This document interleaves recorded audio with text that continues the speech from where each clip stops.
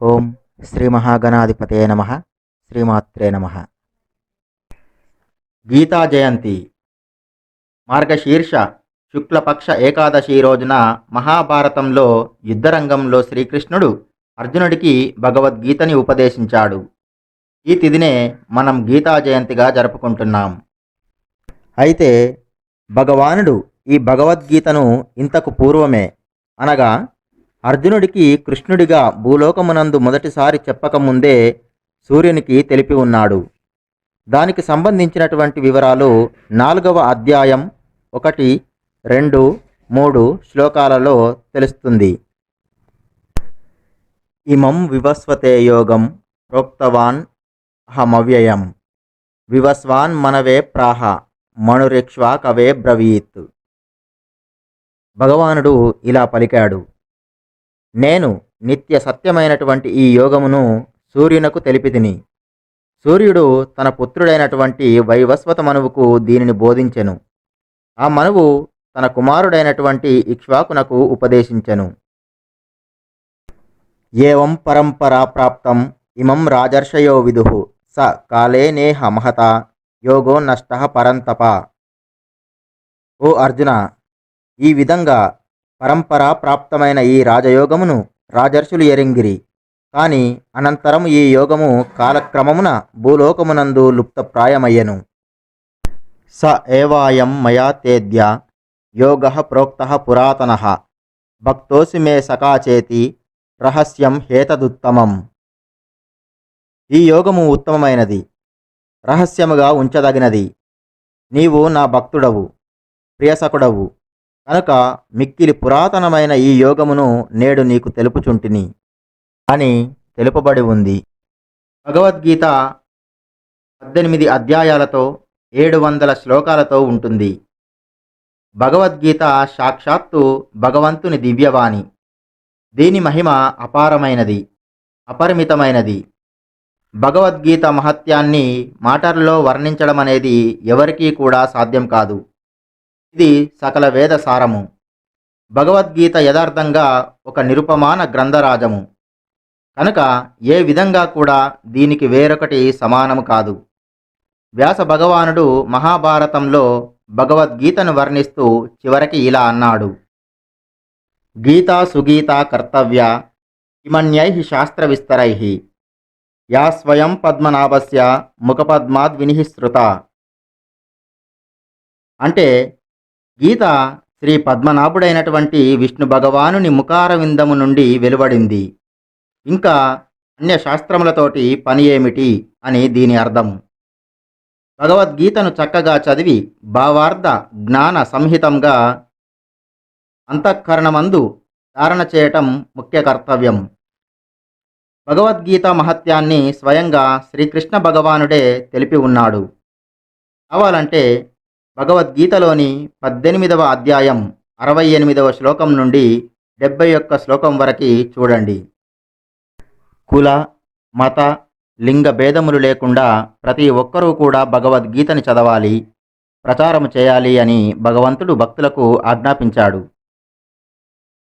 9వ అధ్యాయం 32వ శ్లోకం నుండి ప్రతి ప్రాణి కూడా నన్ను శరణు పొంది పరమగతిని పొందుతున్నారు అని, 18వ అధ్యాయం 46వ శ్లోకం నుండి మానవుడు తన స్వాభావిక కర్మల ద్వారా పరమేశ్వరుణ్ణి పూజించిన పరమసిద్ధిని పొందును అని తెలిపి ఉన్నాడు. అలాంటప్పుడు పరమాత్మ ప్రాప్తిని పొందడానికి అందరికీ కూడా అధికారం ఉంది అని తెలుస్తుంది. కాబట్టి భగవద్గీతని అధ్యయనం చేయడానికి ప్రతి ఒక్కరికి కూడా అధికారం ఉంది. కొంతమంది విషయ పరిజ్ఞానం లేనివారు భగవద్గీత కేవలం సన్యాసుల కొరకే అని అపోహపడుతున్నారు. తమ పిల్లలతో గీతాధ్యయనం చేయించడానికి వెనకాడుతున్నారు. మోహ కారణం వల్ల తన క్షత్రియ ధర్మానికే విముఖుడై భిక్షమెత్తుకుని బ్రతకడానికైనా సిద్ధపడిన అర్జునుడు పరమ గోప్యమైనటువంటి గీతోపదేశాన్ని పొందిన తర్వాత కూడా జీవితాంతం గృహస్థుగా ఉండి తన కర్తవ్యాన్ని నెరవేర్చాడు. ఈ విషయాన్ని ప్రతి ఒక్కరూ కూడా గ్రహించాలి. కాబట్టి అర్జునుణ్ణి కర్తవ్యోన్ముఖుణ్ణి చేసినటువంటి గీతాశాస్త్రము ఎన్నటికిని ఏ విధంగానూ విపరీత పరిణామాలను ఏమాత్రం కూడా కలిగించదు. అందువల్ల శుభాలను కోరేవారు అతి దుర్లభమైనటువంటి ఈ మానవ జన్మ ఎత్తినందుకు తమ విలువైనటువంటి సమయాన్ని, జీవితాన్ని తుచ్చ భోగముల కోసం వ్యర్థం చేయకుండా మోహాన్ని వదిలి అపోహలను వీడి అత్యంత భక్తి శ్రద్ధలతో ఈ భగవద్గీతని చదువుతూ తమ పిల్లల చేత కూడా చదివించాలని కోరుకుంటున్నాను. ఇప్పుడు మనం భగవద్గీత ఆవిర్భవించినటువంటి విధానం తెలుసుకుందాం. పూర్వం ద్వాపర యుగంలో భారత యుద్ధం జరగకూడదని ఆ కృష్ణ పరమాత్ముడు చాలా విధాలుగా ప్రయత్నించాడు. కానీ ఆ కృష్ణ భగవానుడి ప్రయత్నాలన్నీ కూడా వ్యర్థమైనాయి. అప్పుడు కృష్ణుడు అర్జునుడికి రథసారథిగా ఉన్నాడు. యుద్ధరంగంలో అర్జునుడు చెప్పినట్లుగా కృష్ణుడు 2 సైన్యముల మధ్యలో రథాన్ని ఆపి ఉన్నాడు. అప్పుడు అర్జునుడు ఆ ఉభయ సేనల యందు ఉన్నటువంటి పెదతండ్రులను, పినతండ్రులను, తాత ముత్తాతలను, గురువులను, మేనమామలను, సోదరులను, పుత్రులను, మిత్రులను, ఇళ్ళనిచ్చిన మామలను మొదలైన ఆత్మీయులను చూశాడు. సమర భూమికి వచ్చి ఉన్న బంధువులను అందరినీ చూసి హృదయం కరిగిపోయి దుఃఖంతో కృష్ణునితో ఇలా అన్నాడు: ఓ కృష్ణ, సమరం చేయడానికని ఉత్సాహంతో రణరంగంలో నిలబడి ఉన్న ఈ స్వజనులను చూసి నా అవయవాలన్నీ పడిపోతున్నాయి. నా నోరు ఎండిపోతున్నది. శరీరం వణుకుతూ గగురుపాటుకు లోనవుతుంది. నా గాంధీవం చేతిలో నుండి జారిపోతుంది. ఇక్కడ నేను నిలబడలేకపోతున్నాను. ఓ కేశవ, స్వజన సమూహాన్ని చంపడం నాకు ఏమాత్రమూ ఇష్టం లేదు. నాకు విజయం గాని, రాజ్యం గాని, రాజ్య సుఖాలు గాని వద్దు. మనం ఎవరి కోసమని ఈ రాజ్యాన్ని, భోగాలను, సుఖాలను కోరుతున్నామో వారే ధన ప్రాణములపై ఆశలు వదులుకొని యుద్ధానికి వచ్చి ఉన్నారు. ఓ మాధవ, ముల్లోకాధిపత్యం కోసమైనా నేను ఎవరినీ చంపను. ఇక ఈ భూమండల విషయమై చెప్పనేలా.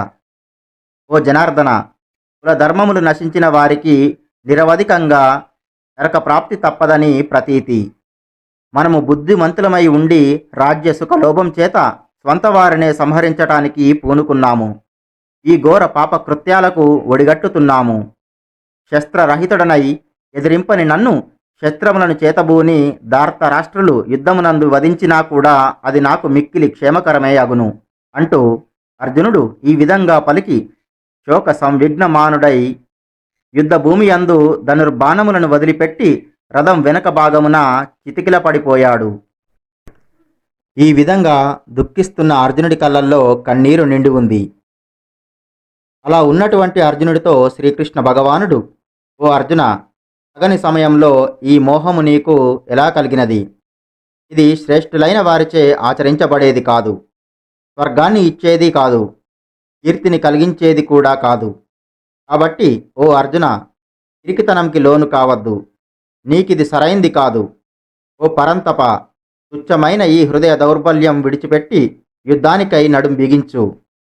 శోకింప తగని వారి కోసం నువ్వు శోకిస్తున్నావని తెలిపి అతనికి కలిగినటువంటి వ్యామోహాన్ని వదిలించి కర్తవ్యోన్ముఖుణ్ణి చేయడానికి శ్రీకృష్ణ భగవానుడు 18 అధ్యాయాలతో 700 శ్లోకాలతో ఈ భగవద్గీతని అర్జునుడికి యుద్ధరంగమున చెప్పి ఉన్నాడు. ఆ తర్వాత అర్జునుడు వ్యామోహాన్ని విడిచి యుద్ధం చేసి విజయాన్ని సాధించాడు. ఇలా భగవద్గీత సాక్షాత్తు శ్రీకృష్ణ పరమాత్మునిచే అర్జునికి చెప్పబడినది. ఇలా జన్మించిందండి భగవద్గీత. మరి భగవద్గీత శ్రీకృష్ణుని నుండి జన్మించినటువంటి ఈ రోజున మనం ఏం చేయాలో ఇప్పుడు తెలుసుకుందాం. గీతా జయంతి రోజున సూర్యోదయానికన్నా ముందుగానే నిద్రలేచి కాలకృత్యాలు తీర్చుకుని ఇంటిని శుభ్రపరచుకుని భక్తిగా కృష్ణనామాన్ని స్మరించుకుంటూ స్నానం చేయాలి. గుడిలో గాని ఇంట్లో గాని కృష్ణ భగవానుడికి షోడశోపచారాలతో పూజ చేయాలి.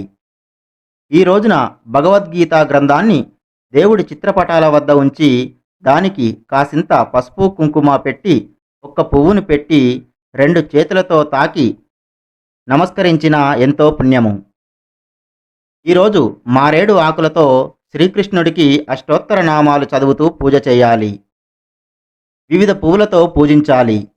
గన్నేరు పువ్వులతో పూజిస్తే తెలివితేటలు పెరుగుతాయి. మందార పువ్వులతో పూజిస్తే గృహ ప్రాప్తి కలుగుతుంది.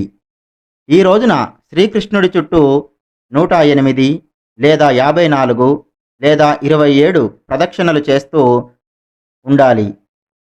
ఇలా చేస్తే సకల పాపాలు తొలగిపోతాయి. ఈ రోజున సద్గురువులకి వస్త్రాలు దానం చేస్తే శాశ్వత గోలోక ప్రాప్తి కలుగుతుంది. ఈ రోజున గోవులకి కావలసినటువంటి గ్రాసాన్ని ఆహారంగా పెట్టాలి. భగవద్గీతని పారాయణం చేయాలి. పులిహోర, దద్యన్నం, బెల్లం వేసి వండినటువంటి గుడాన్నం నైవేద్యంగా పెట్టి తాము స్వీకరించాలి. బ్రాహ్మణుడికి స్వయం పాకం దానమివ్వాలి. ఈ రోజున అందరూ కూడా తప్పకుండా పఠించాల్సిన శ్లోకం ఒకటి ఉంది. అది వసుదేవ సుతం దేవం కంసచానూరమర్దనం దేవకీ పరమానందం కృష్ణం వందే జగద్గురుం. ఈ వీడియో మీకు నచ్చినట్లయితే ఈ వీడియోని లైక్ చేయండి, కామెంట్ చేయండి, మీ మిత్రులకి బంధువులకి షేర్ చేయండి. అలాగే మా ఛానల్ని సబ్స్క్రైబ్ చేసుకుని పక్కనే ఉన్నటువంటి బెల్ సింబల్ని నొక్కి ఆల్ అనే ఆప్షన్ని ఎంచుకోండి. ఈ వీడియోని చూసినందుకు మీకు ధన్యవాదాలు.